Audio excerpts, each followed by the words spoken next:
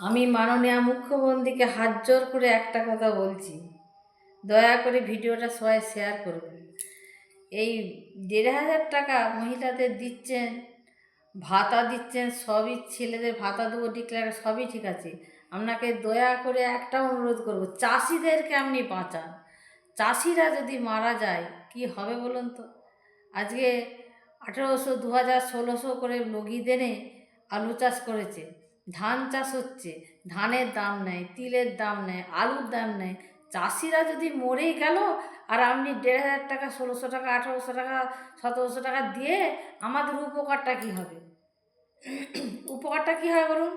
নুন তেলের দাম আগুন, চাষিদের ফসলের দাম নেই।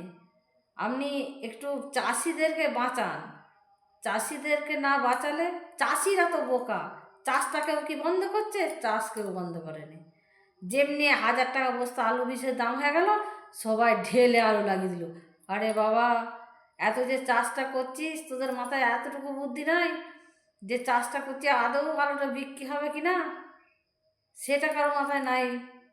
তাহলে সরকারের কাছে একটাই অনুরোধ, যে ফসলের দাম আপনি একটু দেখে শুনে চাষিদেরকে বাঁচান, এটুকু আমার অনুরোধ। চাষি বাঁচলে সবাই বাঁচবে। আর চাষি যদি মারা যায়, একবার চাষিরা স্ট্রাইক করুক দেখিনি, যে আমরা চাষ করবো না, এবছর বন্ধ রাখবো। কিন্তু সেটা তো করতে পারবে না চাষিরা, না সেটা করতে পারবে না। দেনাই ডুবে যাবে, ভিটে মাটি বিক্রি করে দেবে, তবু আলু চাষ, ধান চাষ চাষিরা করেই যাবে। কোথাও দেখুন দেখিনি একটু খালি আছে নাকি? কোথাও খালি নাই। ওই যে কোথায় আছে, আশাই মাছের চাষা, সেই রকম হচ্ছে আমাদের অবস্থা। ঠিক আছে।